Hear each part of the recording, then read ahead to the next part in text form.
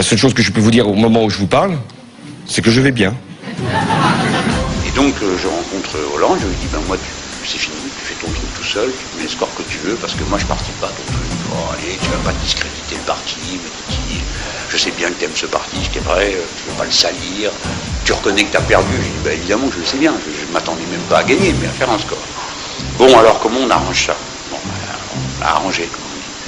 Donc lui 85, moi 15. Cet adversaire, c'est le monde de la finance. Évidemment, en accord avec Hollande ou rien, c'est pareil, hein, il ne tient jamais parole. Non seulement il ne tient pas parole, mais il met plus de 15 jours à annoncer les résultats précis, ce qui est quand même symptôme de quelque chose qui tourne par rond. Vous avez une vision de la France très particulière, monsieur Hollande. Je n'aime pas les raisons. Je n'aime pas les raisons qu'on vient.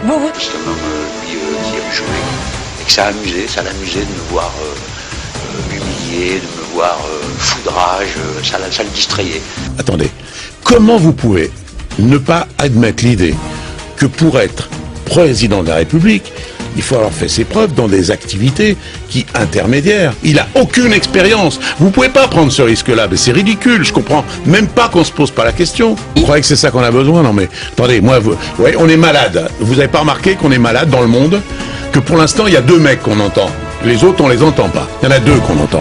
À chaque fois, c'est Obama et Sarkozy. Vous voyez Hollande, là, parler de quoi et avec qui?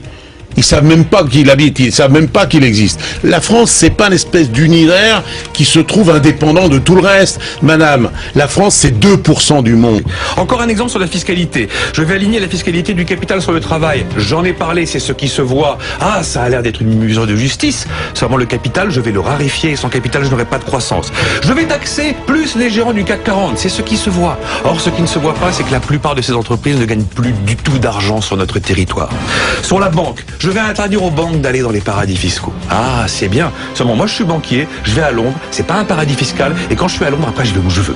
Donc attention, effectivement, à cette politique qui prône l'évidence, qui prône les effets vertueux de l'évidence, alors que les effets vertueux de l'évidence seront peut-être économiquement néfastes. Malheureusement, les gens ont tendance à voter pour l'évidence.